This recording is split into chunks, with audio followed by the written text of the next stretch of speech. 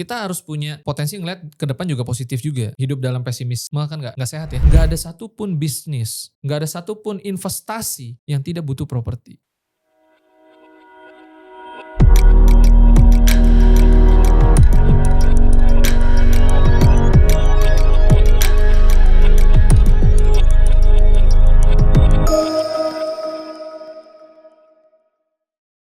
Hai sahabat Bangun Indonesia, aku Andrea Henriette dan di episode kali ini, di season yang baru kali ini, aku akan mengawali episode ini dengan sesuatu yang fresh, sesuatu yang lagi rame banget dibahas sama netizen Indonesia. Dan kali ini aku akan bahas bersama Pak Frans. Pak Frans, Bapak ini kan juga sudah cukup lama ya di dunia properti, saya yakin Bapak pasti punya pengamatan yang lumayan akurat lah. Jadi baru-baru ini ramai sekali Gen Z dan netizen Indonesia mengomentari kalau Bapak dengar kasus properti di Surabaya. Oh oke, ya ada 2 case besar sih belakangan ini, Ya, ya benar. ada case pertama itu tentang akuisisi properti, Iya yang iya. kedua tentang Cesi. Iya iya Nah iya. ini pasti kan Bapak expert nih sama hal-hal seperti ini. Kalau di pandangan properti itu sepertinya kayak apa sih Pak? Karena kan netizen ini mengomentarinya kayak dua sisi nih. Ada satu yang berpihak ke A, satu berpihak ke B. Cuman kan mostly nggak ngerti nih ilmunya, Betul. dasarnya itu kayak itu sebenarnya gimana sih Pak? Dari yang pertama dulu deh. Yang pertama tuh maksudnya yang baru-baru ini kan ya? Ya, yang baru-baru Oke, yang ini. baru-baru ini yang katanya ada orang tua di sana lah gitu Ya, kan. akuisisi Oke, itu Pak. akuisisi, oke. Ya, pertama yang saya mau komentarin teman-teman adalah, yang masih sangat disayangkan di negara ini gitu ya, Iya. yaitu adalah melihat suatu kejadian tidak benar-benar secara objektif dan secara, kritis, Oke. ya kan. Karena ketika sudah viral dan ramai kemana-mana, seringkali sebenarnya objektivitas itu menjadi berkurang. Oke. Iya dong, karena kan Ya. udah viral, kadang-kadang bahkan politik bisa masuk dan Dan sebagainya. ada buzzer juga Ada biasanya ya. buzzer, framing dan sebagainya. Itu yang saya komentarin pertama, sangat disayangkan. Oke. Padahal kita bisa lebih baik. Kita as citizen, as bangsa, masyarakat sebenarnya harusnya bisa lebih baik termasuk media, Ya. termasuk konten kreator dan semuanya gitu. Kalau kita bisa lebih objektif, lebih kritis, maka penanganannya dan pemberitaannya dan juga mungkin komentar atau dorongan-dorongannya itu juga akan lebih tepat sasaran Ya. gitu. Tidak semua apa yang viral itu yang naik framingnya adalah tepat seperti itu kan, Iya, benar, ya benar. kan? Nah, tapi kalau udah keburu viral akan jadi perdebatan yang nggak pernah selesai, Ya panjang. ya kan? Orang bisa ribut di kolom komentar Betul, itu Pak. akhirnya terjadi polarisasi, Iya. pendukung lah, kontra lah, apa segala macam gitu. Nah, dalam kasus yang belakangan itu, yang saya sempat cari datanya, sebenarnya secara transaksional harusnya si yang sekarang jadi tersangka kalau nggak salah ya, Iya. itu sebenarnya punya transaksi realnya. Oh, berarti ya mau dibilang salah 100% enggak juga dong ya?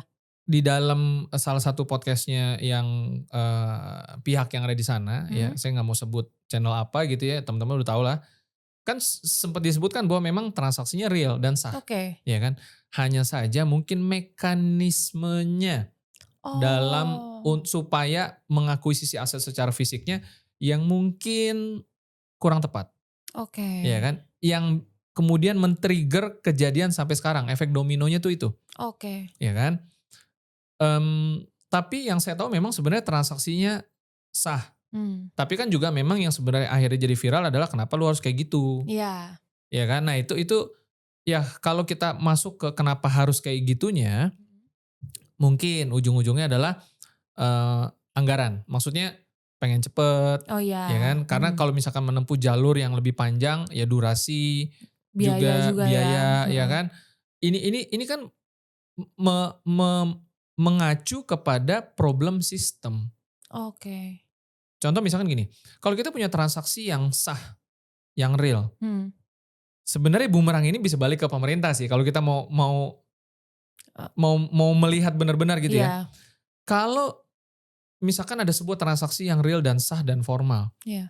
bisa nggak sih pengadilan misalkan atau pemerintah misalkan membuat ini tuh menjadi durasinya tuh jangan panjang dan biayanya juga harus jelas, Iya. ya kan? Nah, seringkali kan meskipun sekali lagi suatu tindakan yang salah tidak bisa dibenarkan apapun motivasinya. Iya, benar. Tapi kan kita sebagai orang yang rata-rata penonton dewasa lah gitu ya. Iya.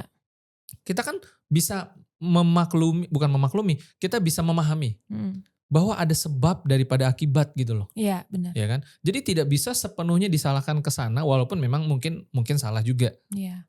ya kan? Eee, Kepleset lah dalam perhitungannya. Nah, Mhm. itu yang kemudian jadi rame dan ada banyak kepentingan yang mau masuk. Salah satu ya kepentingan yang kalau saya pribadi mau sorot sebenarnya adalah, ya balik lagi, bisa nggak sih sebenarnya kita, menggunakan jalur-jalur formal, Iya. ya kan? Jangan yang dikit-dikit tuh no viral, no justice. Iya, karena kemarin kan kalau saya nggak salah di kasus ini, ada pihak-pihak yang seharusnya tidak terlibat malah jadi terlibat. Betul, Jadi jadinya rame, panjang, jadi iya. panjang, ya kan? Nah itu drama-drama itu kan sebenarnya secara ruang lingkup kecil maupun mungkin kalau dalam skala nasional kayak misalkan kemarin bencana Sumatera nih kita agak Mhm. geser gitu ya. Kalau digoreng terus, dimasak terus, ya kan, Mhm. ditampilkan terus, Iya. banyak kepentingan bisa masuk tuh di situ tuh. Iya, benar. Dan ujungnya ada satu faktor dalam negara udah pasti namanya instability. Iya, Stabilitas kan penting ya. Nah, penting tapi sekali. memang untuk menciptakan stabilitas itu kan banyak faktor. Iya. Tapi menjaga stabilitas ini kan bagaimana salah satunya? Ya tadi, ya kan? Maksudnya kalau digoreng kan lama-lama stabilitas bisa terganggu, baik dalam ruang ruang lingkup kecil cuman wilayah misalkan di kayak Surabaya ataupun secara horizontal menciptakan konflik jadinya antar sosial yang Mhm. harusnya nggak perlu ada jadi ada Iya. dan sebagainya, ya kan? Nah, ini yang sebenarnya tanggung jawab kita untuk belajar, ya kan? Iya. Siapa itu? Ya netizen, masyarakat, orang-orang yang suka bikin konten, framing atau Iya. apapun, dan termasuk pemangku kepentingan. Nah ini kaitannya nanti akan ke case yang sebelum ini. Oh, ada ya? Oh, Yang tadi yang kan kita kayak ada dua, ya dua, yang dua case Chase itu ya? NCC. Oke. Nah, kita coba masuk situ ya. Oke, boleh Pak, itu juga Jadi saya penasaran tuh. eh CC ini audience nih, teman-teman netizen ya, sahabat Bangun Indonesia. Buat yang sudah paham, boleh tulis di komentar juga. Heeh. Apa salahnya CC? Ya kan? Iya. Seringkali kita ini belum mengetahui sesuatu langsung kita melakukan justifikasi. Iya. Nah, yang saya khawatirkan adalah si pemangku kepentingan yang pertama kali membuat ini jadi viral, se secara personal dia paham Chessy nggak sih? Chase itu kalau saya ya sebagai orang hukum ya Pak, yang Heeh, kuliah hukum, ya kaitannya sama kredit macet kalau saya nggak salah itu. betul, Iya betul, kan? Bener ya? betul, Heeh. betul. Artinya ketika kan kasusnya kan diangkat. Iya, iya Nah, kemarin sempat yang rame. ngangkat kasus ini saya nggak mau ngomong lah siapa, orang Iya, udah tahu lah, iya, ya kan? Ya pertanyaan saya simpel, kapasitasnya oke, dia mungkin punya punya wewenang di situ, iya punya power ya. tetapi harus porsinya tepat. Iya. Entah itu si korban kalau kita bicara, Mhm. atau yang villain-nya, yang dianggap villain atau calon tersangka atau apapun itu gitu ya, harus dengan porsi yang tepat. Contohnya gini, mmm, diedukasi dong, "Oh Mhm. beli transaksi apa? Oh transaksi CSI, oke CSI itu apa sih?"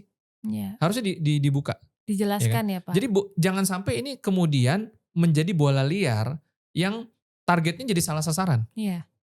Kalau sampai misalkan ya, kalau sampai misalkan kemudian masyarakat pada akhirnya yang nggak ngerti langsung salah ngecap, oh jangan Chessy.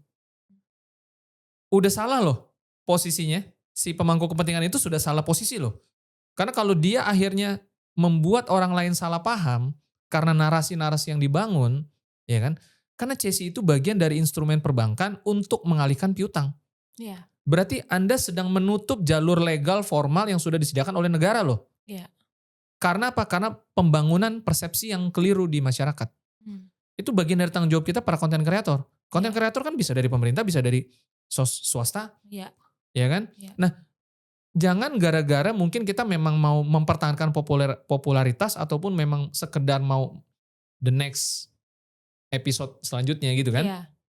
Maka kita yang penting gue kerja nih atau apa segala macam misalkan. Iya. Ya mudah-mudahan nggak ke situ Iya.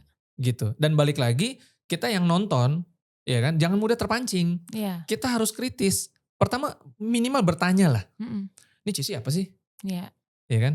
Apakah yang jual yang salah? Mhm. Apakah yang beli yang mungkin kasus asuransi deh, Iya, itu sering banget terjadi ya. nggak sebut merek ya, Iya. unit link Mhm. kategorinya. Mhm. Dihajar habis-habisan sama sering masuk berita waktu beberapa tahun yang dulu kan. Iya. Apakah salah unit linknya? Enggak dong, itu kan Enggak. mostly orang mengira asuransi itu untuk nabung banyak, Nah, kesalahannya kan di situ. betul. Harusnya berpikir kritisnya begini, polisnya ada nggak ini kalau ngomongin asuransi? Iya, polis ada, Dalam pasti polis lengkap. jelas dong, Mhm. ya kan? Anda juga terima dan Anda bisa baca. Mhm. Tapi yang seringnya kemudian viral, ini dalam kasus asuransi nih, Mhm. itu bukan pada saat dia masuk pertama kali, atau bukan pada saat polis asuransinya diterima oleh si nasabah, tapi tahun-tahun yang akan datang. Mhm. Udah lama, dia udah lama jadi nasabah, kemudian rame, Mhm. ya kan? Nah itu yang kemudian viral kan? Iya. Nah seharusnya dipertanyakan, sebagai nasabah dulu Anda dijelaskan nggak? Ini produk apa? Iya. Ya kan? Sebagai agent jelaskan nggak? Jadi poin pentingnya adalah belum tentu salah yang jual. Iya. Bisa jadi salah yang beli. Iya. Tapi juga belum tentu salah yang beli. Bisa jadi salah yang jual. Iya, bener. Akan tetapi pahami, jangan mengkambing hitamkan produknya secara langsung. Iya. Dipahami dulu juga sama. CSI, unit link, Mhm. reksadana, cryptocurrency, Mhm. saham. Ya kan? Iya. Jangan mudah gitu loh kita mengkambing hitamkan baik objek maupun subjek. Iya. Itu yang akhirnya kita negara nggak maju-maju gara-gara itu. Iya, benar banget, benar banget. Itu sering banyak, di sekitar kita banyak sekali kesalahpahaman itu bukan karena salah produknya, tapi kitanya yang kurang teliti. Betul, betul, betul. Nah, ini kan dari gambaran saya aja ya Pak. Hmm, Bapak berarti sepakat dong bahwa membangun Indonesia, perkembangan negara itu juga tidak jauh-jauh dari perkembangan properti, ya pasti. pasti kan? Nah, tapi, sering sekali kita temukan kasus-kasus properti di Indonesia, salah satu yang baru kita bahas tadi terkait yang di Surabaya, terus ada lagi satu terkait di Manado, Pak. Jadi di Manado itu ada satu kasus di mana ada, eee, si A ini punya properti, lalu dia tinggalkan properti itu dalam, waktu yang cukup lama, tiba-tiba dia datang, sudah ada penghuninya yang tidak tahu siapa. Mhm, Dan si penghuni yang tiba-tiba meninggal, yang menetap di situ tidak bersedia untuk keluar, berarti oke. akuisisinya gagal. Kalau saya yang orang hukum, pasti pandangan saya ini pidana. Mhm, mhm. Tapi kalau di kacamata properti itu seperti apa ya, Pak? Properti itu, sangat erat kaitannya dengan, ya bisa perdata, bisa pidana juga, ya Mhm. kan. Nah, biasanya dalam kasus spesifik seperti tadi, pertama kan kita harus, mengetahui data yang lebih lengkap. Pertama Iya. misalkan, orang yang saat ini menetap dan yang nggak mau pergi itu punya surat nggak?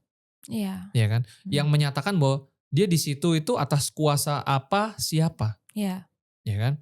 Sehingga dari situ nanti kita bisa lebih jelas. Mhm. Nah, kemudian yang merasa dirinya menjadi korban, punya surat apa? Mhm. Nah, sekarang yang lagi zamannya itu kan, surat-surat zaman dulu yang per tahun ini nih, Iya. udah nggak kepake, udah nggak punya kekuatan. Oh, ada ya, Seperti Pak? girik, saya agak lupa apa aja, salah satunya girik. Girik itu apa ya, Pak? Jadi bukti kepemilikan terhadap suatu tanah itu kan yang sekarang modern itu kan bentuknya sertifikat. Oke. Hak milik, HGB, gitu-gitu kan. Mhm. Dulu itu banyak versi.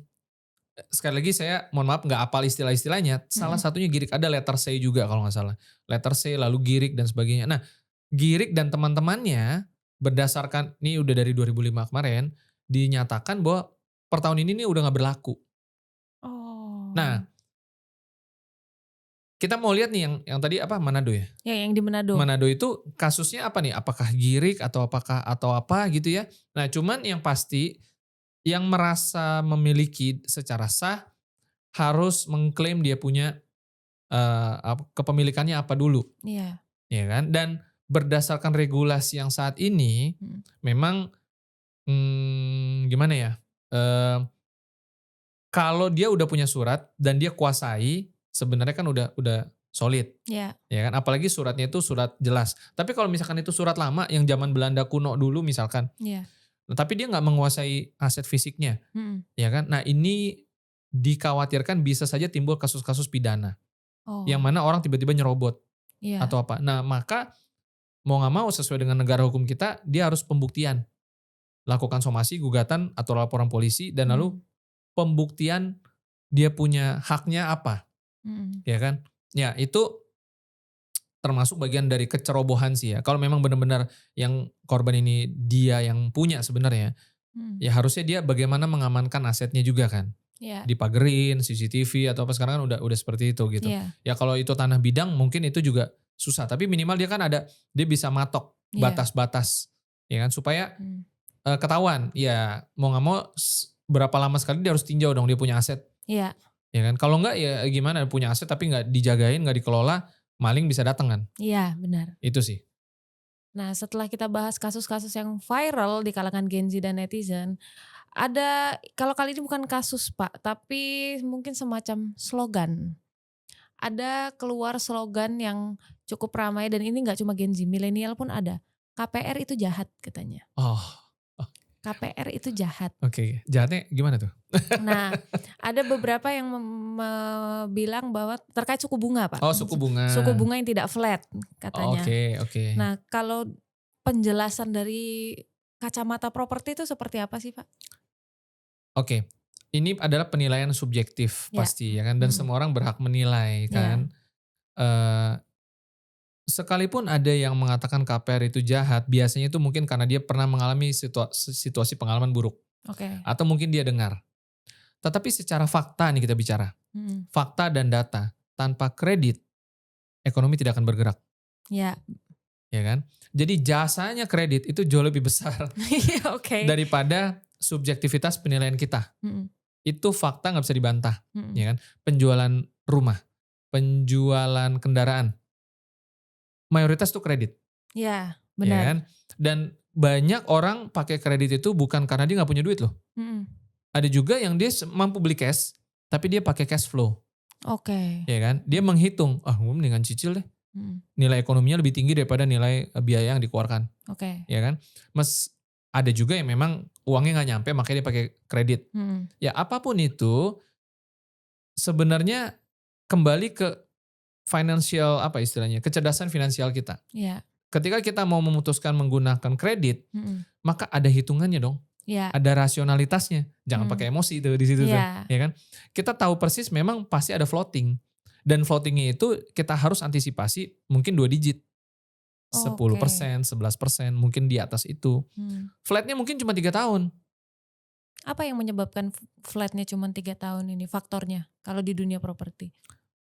Ya kan ada masa promo namanya, Oh, ya kan? flat-nya itu karena promo? Ya artinya gini, kan sama aja kayak gimmick marketing, saya kasih diskon Oke. ya kan, boleh nggak? Boleh, ya kan. Dan dalam masa-masa promo itu atau, diskon tadi, ya Mhm. kan, ya itu masanya kita. Mhm. Kan bisa aja kemudian mungkin kita cek ya masing-masing bank punya kebijakan Mhm. beda.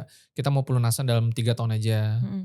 ya kan. Atau memang ada yang bahkan sekarang KPR tuh 20 tahun, Iya, saya sering lihat ya yang kan. sampai 20 Ya tahun. kalau memang balik lagi, sanggup silakan, ya kan. Mhm. Kan ada juga yang gini, 20 tahun itu kan lama ya, mungkin Mhm. dia nggak nyampe 20 tahun dia udah pindah rumah lagi, Iya. ya kan. Nah, bisa aja dalam kurun waktu 20 tahun, 10 tahun pertama ekonomi kita udah berevolusi dengan sangat cepat. Mhm. Si user KPR tadi. Mhm. Kan nggak harus selesaikan di 20 tahun, Iya. ya kan. Jadi ada ruang-ruang di sana yang memang Mhm. itu sudah pasti menjadi domainnya perbankan untuk cari untung. Iya. Bank itu produknya kredit. Iya. Dan kredit itu dibutuhkan ekonomi. Dan bank sudah pasti akan narik bunga, Mhm. ya kan?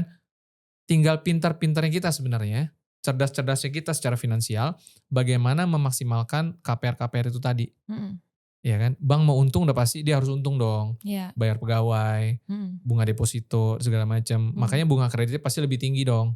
Oke. Ya kan dia bisa makan 10%, 11%, 12%, deposito paling 4%, Iya, ya kan? Pasti benar, lebih kecil gitu lebih loh. kecil. Jadi memang seperti itu hakikatnya. Oke, berarti bisa dibilang, suku bunga yang tidak flat atau floating itu berarti ada kaitannya dengan harga properti yang selalu naik? Sebenarnya suku bunga dengan properti itu bukan berarti, oh suku bunga tinggi karena properti naik, sebenarnya enggak. Suku Oke. bunga naik itu sebenarnya kan ada hitungannya sendiri dari bank sentral, dari bank, dari makroekonomi dan sebagainya. Mmm. Itu ada hitungannya.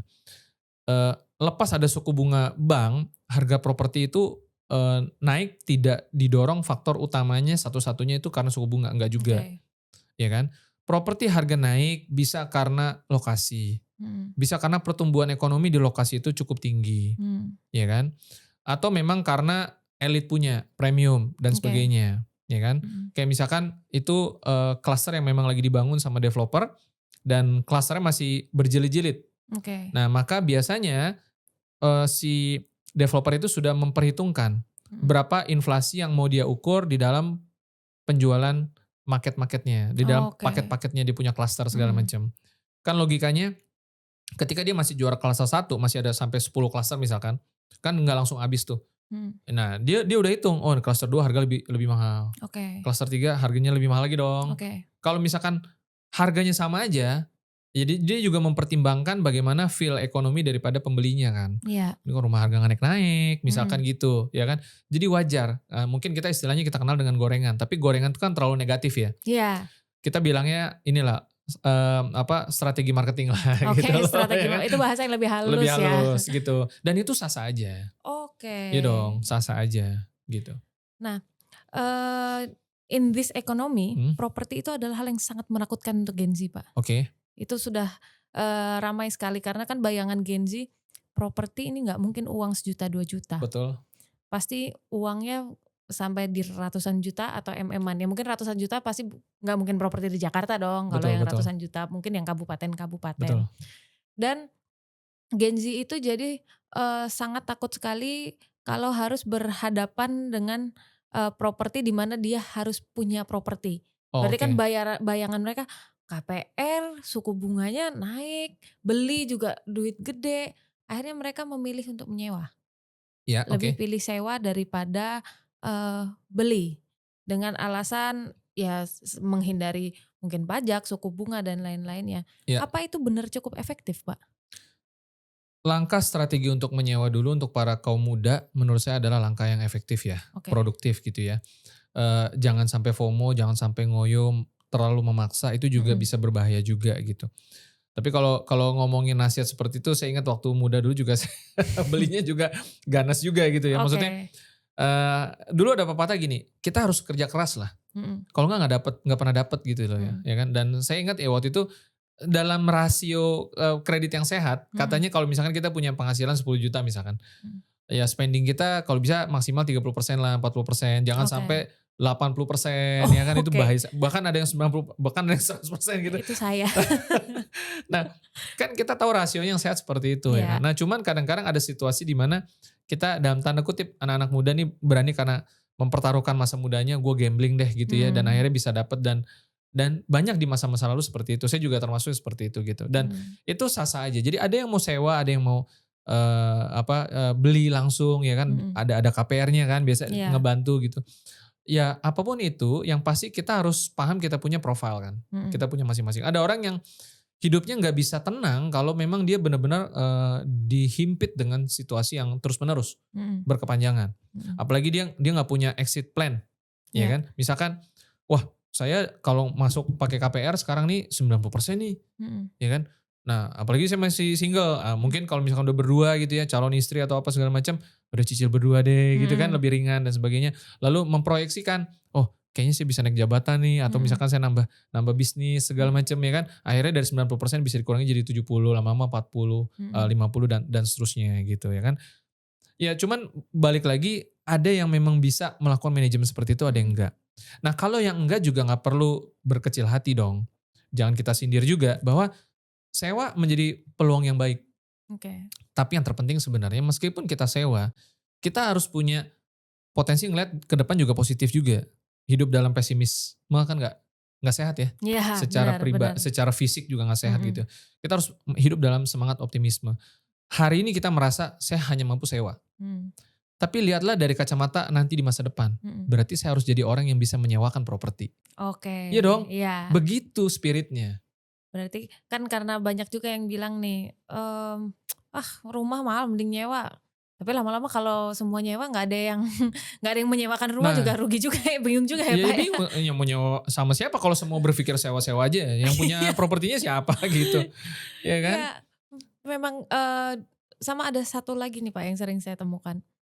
Gen Z itu selalu bilang bahwa, oke properti ini menyeramkan, tapi kebutuhan. Betul, Nah, menyeramkan tapi kebutuhan itu berarti kan mau semenakutkan apapun mau tidak mau, kamu harus punya. betul, Entah itu beli, entah itu nyicil, entah itu sewa. betul. Nah, sementara Gen Z itu mungkin, sempat lihat ininya Mensreah punyanya Oh oke, Panji, iya iya. bahwa harus murah, properti harus murah Mhm karena, mhm. ada salah satu sudut pandang yang bilang, ya ini, Gen Z nih sebagai generasi penerus, mereka sudah berpikiran kalau ini mahal nih kita nggak ini makanya properti harus murah dan kemudian yang disalahkan pemerintah. Iya betul. Emang benar ya Pak, properti yang, harganya naik kan itu semua salah pemerintah? Iya ya? Nggak bisa begitu juga ya, itu terlalu kerdil ya kalau kita Oke. berpikir seperti itu gitu, karena multifaktor. Sekali lagi kalau kita bicara properti, properti itu barang, ya kan. Barang apapun, ada barang premium, ada Mhm, barang yang memang segmennya murah, tergantung dari bahannya, tergantung memang dari awal setnya mau jualnya kemana, ya kan. Dan mhm, itu adalah hak kita swasta, mhm, ya kan. Kan kalau misalkan kita bilang, rumah di sebut deh misalkan Pondok Indah. mhm. Wah, rumah Pondok Indah mahal-mahal ya. Ya jangan beli rumah di Pondok Indah kan gitu simpel, Iya, ya kan. Tapi kalau kita bilang, "Saya mau harusnya rumah di Pondok Indah tuh murah." mhm, Itu sama aja kita mau barang mewah, barang bagus, nggak cuma Pondok Indah banyak, ini contoh doang Pondok Indah iya, gitu ya. Kita mau barang yang bagus, yang memang mewah, yang dibangun sebenarnya untuk premium, tapi harga murah. Berarti kita juga nggak fair juga, iya, ya kan. Jadi itu mhm, sebenarnya pemikiran menurut saya agak kerdil ya, nggak boleh mhm, begitu juga. Cuman mau egoisnya aja, saya iya, pengen semua rumah murah gitu ya, iya, nggak bisa. Tidak akan pernah bisa dan pemerintah nggak boleh masuk ke domain ke sana. mhm, Pemerintah atur regulasi boleh, subsidi, apa pajak, apa segala macam. Kan sekarang juga udah dibantu 2026. Kalau nggak salah pembelian rumah pertama, mhm, sampai dengan 5M itu bebas pajak apa gitu. Kemarin Pak Purbaya kan udah umumkan, iya, ya kan. Dan masih banyak kebijakan-kebijakan lainnya dan sudah pasti gini, kepuasan itu terhadap siapapun pemerintah, saya nggak pernah pro ataupun kontra begitu aja ya, saya mhm, selalu berusaha netral, positif ya, maksudnya lihat kebijakan lah dan sebagainya gitu ya. Karena gini, mau siapapun presiden, mau siapapun wakil presiden, saya ingat saya udah bahkan saya kan dari zaman Soeharto kira-kira gitu ya. mhm, Maksudnya waktu kecil saya udah di zaman Soeharto, Soekarno saya belum belum lahir gitu kan. iya, Nggak pernah ada presiden, wakil presiden yang nggak pernah dihina, tuh selalu aja iya ada, benar, ya kan. benar, Jadi, benar banget. eee polanya selalu seperti itu. Jadi seolah-olah entah kenapa, nggak tahu apakah yang zaman sekarang ini nggak pernah lihat di masa lalu bahwa yang Anda komplain dari dulu udah dikomplain gitu loh, Mhm, ya kan. Jadi seolah-olah kita berpikir bahwa akan ada Superman yang bisa jadi presiden yang kemudian everybody happy. Nggak iya, bakal. nggak mungkin ya, Ya kan siapa presiden kita mesti kerja keras. mhm, Kita harus bangun pagi, kita harus siapin bisnis plan, action mhm, plan dan sebagainya. Nggak bisa, ya kan. Nah, iya, harusnya itu yang, fokusnya kita tuh, bagaimana oke properti sekarang mahal, tantangan kita nih, kita ngomong mhm, properti. Properti ini mahal, nggak semua sih, iya, nggak semua mahal. mhm, Pintar-pintar kita nyarinya yang murah, tapi lokasi bagus, premium dan sebagainya. Nah itu yang tantangannya sama seperti kalau, ya kalangan kelas menengah ke atas, kalau kita bicara Mensreya Panji, saya yakin kebanyakan yang datang mungkin kelas menengah, oke, ya kan. Saya nggak tahu tiketnya berapa, saya nontonnya di Netflix soalnya. oke, Ya kan? Kelas menengah dan kelas menengah pasti, punya selera lah tentang, properti yang dia mau beli, ya kan. Dan balik lagi, kita punya tugas kalau kita merasa dan kelas menengah ini kalau bicara investasi bukan cuma properti, dia tahu saham misalkan, mmm, ya kan. Pasti ada dia cari saham yang katanya multi bagger, oke, timingnya kapan, mhm, dan sebagainya. Dia dia belajar di kelas-kelas segala macam. Jadi kelas menengah ini kan pintar, iya, intelektualnya cukup, ya kan, ada lah. Sehingga ya udah bisa meng-counter sebenarnya, mhm, baik dari sisi propertinya ataupun dari sisi peluangnya dan segala macamnya, bahwa ini sebenarnya tugas kita sebenarnya. Kita nggak bisa cuman lempar ke pemerintah misalkan. mhm, Nggak bisa sih. Kita kita kritik boleh ya, iya boleh, tapi kita juga harus mengakui juga bahwa ada sepak terjang yang mungkin produktif. mhm, Iya kan? Meskipun mungkin banyak kecewanya juga mungkin gitu ya, iya, tapi nggak fair lah. mhm, Kalau kita cuman hajar gaspol, kritik doang bisanya, komplain doang bisanya, ya kan? Saya nggak bilang bahwa Panji cuman komplain doang, enggak. Cuman iya, maksudnya kita as masyarakat, Kalau isi sosial media kita saban hari di kolom komentar, saya sampai udah bisa nebak nih, apapun kontennya, Mhm. begitu masuk ke kolom komentar, nih pasti ada aja yang komplain soal pemerintah gitu loh, Iya, ya kan? iya, Aduh, saya sampai ngelus dada, "Nih lu nggak ada komentar yang lain, lu kurang kerjaan apa gimana sih?" Gitu loh iya, ya kan. heeh. Lagi bahas film drama Cina, ujung-ujungnya pemerintah gitu kan. Iya, Lagi bahas teknologi yang baru dibangun sama Cina ya, China lah ya atau Tiongkok lah gitu ya. mhm, Ngomongin pemerintah, aduh iya, ya capek deh gitu loh. iya, benar, benar, benar, Itu yang harus sebenarnya dirubah. mhm, Nggak usah ngomongin pemerintah dulu deh, kita dulu deh. mhm, Kitanya dulu berubah, kita tunjukin. Kan pemerintah itu asalnya dari masyarakat. iya, Ya, jadi kalau masyarakatnya cerdas, ya harusnya akan lahir kandidat-kandidat juga talent-talent yang lebih baik oke. dibanding gitu. Nah, berarti sebenarnya gimana nih menurut Bapak, properti itu menyeramkan nggak sih untuk Gen Z sebenarnya? Menyeramkan kalau kita, belum punya sudut pandang yang pas. Oke, Ditun sedikit aja, ya kan, cara mhm, memandangnya. Nah, tipsnya buat Gen Z sebenarnya ngelihatnya gini, "Wah iya, wah mahal ya, wah nominal ya." Oke, kita memandang dari point of view bahwa saat ini kita sedang nggak punya uang, belum mhm, punya uang, ya kan. Tapi coba lihatnya dibalik. Bayangkan kalau nanti di masa depan, nggak usah panjang lah setahun, 2 tahun, 3 tahun, kita bisa masuk ke segmen properti. Segmen properti itu senggolannya pasti ke orang-orang kelas menengah ke atas, iya, ya kan. Kalau kita bisa masuk di bisnisnya, kalau kita bisa masuk di investasinya, kita berarti akan berhubungan dengan orang-orang kelas menengah ke atas. iya, Dan kalau bicara bisnis, pekerjaan, apapun, kita dari dulu kan udah diajarin ya, nggak tahu kalau Gen Z masih masih relevan nggak gitu ya. mhm. Kalau kita bisnis dengan orang kaya, kita kecipratan kayanya. Oh mungkin udah bukan eranya Pernah kali ya, denger pernah sih, dengar ya? pernah denger sih, Iya kan? Jadi heeh, maksudnya bisnis investasi apa yang relate sama orang-orang berduit. mhm, Maka kita pasti akan dapat iya, kembaliannya jadi dolar gitu, kira-kira iya, kan gitu. Nah mhm, properti ada di sana, artinya sekarang kita memang belum mampu. mhm, Jangan bilang kita tidak mampu, itu aja udah diksi yang kita mainkan bisa menciptakan masa depan yang berbeda tuh, iya, ya kan? di Nah, ya maka, oke hari ini saya memang belum mampu, mhm, tapi, gimana caranya saya bisa belajar masuk ke dalam dunia tersebut. mhm, Nah, ternyata entry barrier-nya juga nggak serem-serem amat. Teman-teman bisa mulai kalau belum bisa investasinya masuklah di dunia bisnisnya kan. oke. Nah, ini yang terakhir nih Pak, yang Mmm, menurut saya nggak kalah penting. Jadi setelah kita bahas kasus yang beredar tentang properti, habis itu ada, sudut pandang Gen Z tentang properti, yang menurut saya tidak kalah penting itu,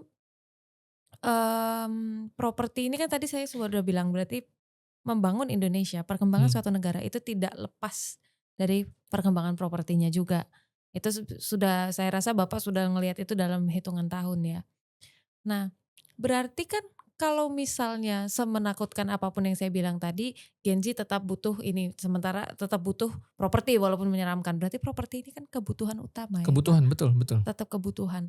Nah, kalau dari sudut pandang Bapak, mungkin ini untuk, anak-anak Gen Z yang sudah, merasa bahwa properti ini beban, melihat kasus yang beredar, ada kredit macet, Cesi, terus ada kasus-kasus yang mungkin ada pihak-pihak yang berkaitan dengan notaris tapi tidak amanah. Nah, menurut Bapak gimana sih untuk membersihkan nih mindset dan pikirannya Gen Z ini tentang ketakutan-ketakutan mereka tidak hanya, berkaitan sama properti, tapi meluruskan, Mmm, POV jelek mereka nih, Pak. Bukan POV jelek ya, iya tapi iya POV horor mereka iya tentang properti ini, dari sudut mana sih mereka harus lihat? iya, eee, satu kata kunci yang buat teman-teman adalah kita takut sebenarnya karena kan kita nggak tahu. Iya, Sama seperti kalau kita masuk ke suatu ruangan, mata kita tertutup atau mati lampu, bawaannya udah takut tuh. Takut mhm, minimal takut apa? Takut kepentok, oke, takut jatuh. mhm, Karena apa? Karena kita nggak lihat ada apa yang menghalangi jalannya kita. Tapi once begitu nyalain lampu tek, wah kita tahu jalan. Begitu tahu jalan, sirna ketakutan itu, ya kan? mhm, Sama.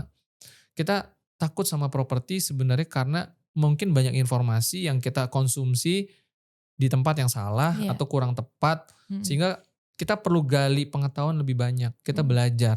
Jadi kata kuncinya adalah kita harus belajar. mhm, Pertama kita harus terbuka, kita harus melihat bahwa kita koreksi, apakah ketakutan saya itu adalah real, ya kan? Oke, ketika akhirnya pengetahuan itu bertumbuh, informasi, literasi bertumbuh, kita punya perspektif yang lebih luas. Nah kemudian pertanyakan, bagaimana mengubah resiko menjadi peluang. Mhm. Bagaimana tantangan, karena kan kita udah paham ya rumusnya ya. Seperti keping ya, ada dua sisi kan. Mhm. Ada tantangan, ada peluang. Ada resiko, ada peluang. Mhm. Nah, kita kalau terus hanya bicara tentang tantangan, kalau hanya bicara resiko, nggak pernah bicara tentang peluangnya, hidup kita nggak seimbang. Iya. Harus selalu dua sisi. Nah, kenapa nggak teman-teman mulai melihat sisi yang satunya lagi? Peluang apa Mhm. yang bisa saya manfaatkan, maksimalkan, optimalisasi dari keberadaan properti ini? Karena kita tahu properti itu seperti analoginya seperti laut dengan airnya, Mhm. samudra dengan airnya, kehidupan begitu banyak. Mhm. Tapi bayangkan kehidupan laut yang begitu kaya, terumbu karang, ikan berbagai macam, ya kan, sampai ada ikan kedalaman dan sebagainya. Tiba-tiba air nggak ada, air lautnya hilang, teng gitu, mati Mati semua, semua? mati semua, ya kan. Iya. Nah, properti, tanah dan bangunan itu adalah airnya kita. Yang seringkali, bahkan saya dulu sebelum masuk ke dunia properti pun tidak menyadari bahwa ada valuasi besar. Dan kalau kita dari usia 0 sampai usia 60, 70, 80, 90 kemudian kita akhirnya game over, tanpa kita pernah menyadari karena kita kura-kura dalam, apa istilahnya, kura-kura dalam tempurung ya? Iya. Atau dalam perahu, kura-kura dalam perahu, Heeh. ya kan? Pura-pura tidak tahu kan gitu kan? Iya. Karena kita nggak pernah keluar, kita cuman di situ aja dari usia muda, lahir di situ, tinggal di situ, tapi nggak Mhm. pernah belajar. Maka kan sama seperti ikan yang dia bertanya kepada ikan senior, kepada sifunya gitu ya. Mhm. Air tuh apa sih? Ya kan? Nggak kelihatan, tapi sebenarnya sangat penting, Iya. ya kan? Nah, ketika pencerahannya itu lahir, Mhm. wah gila ya, nggak ada satupun bisnis, nggak ada satupun investasi yang tidak butuh properti, Oh iya, benar ya benar. kan? Heeh. Nah, maka perspektif kita akan berubah. Itu seperti enlightenment. Ih, kalau gitu berarti gue harus masuk ke sektor itu. Mhm. Apalagi properti adalah salah satu sektor yang menggerakkan begitu banyak ekonomi lain, Iya. ya kan? Ini luar biasa. Nah, memang butuh waktu untuk pertama kita mendengar, melihat, terus terinspirasi, Iya. lalu mencari jalan. Mhm. Itulah peluang, gitu. Oke. Ternyata banyak juga yang saya nggak sadar ya di properti. Karena saya dulu termasuk salah satu dari barisan Gen Z yang takut properti. Oke, oke. Tapi sekarang saya udah nggak takut lagi karena sudah belajar sama ahlinya. Mantap. Oke. Oke, terima kasih Ya, sahabat bangun Indonesia sudah nonton kita, sudah nyimak. Semoga apa yang kita sampaikan ini bisa berguna untuk masyarakat dan terutama untuk Gen Z yang kemarin ketakutan sekali sama properti. Semoga apa yang kita sampaikan bermanfaat. Oke, terima kasih. Saya Andrea Henrietta dan Pak Frans undur diri. Sampai jumpa di episode selanjutnya. Thank you. bye.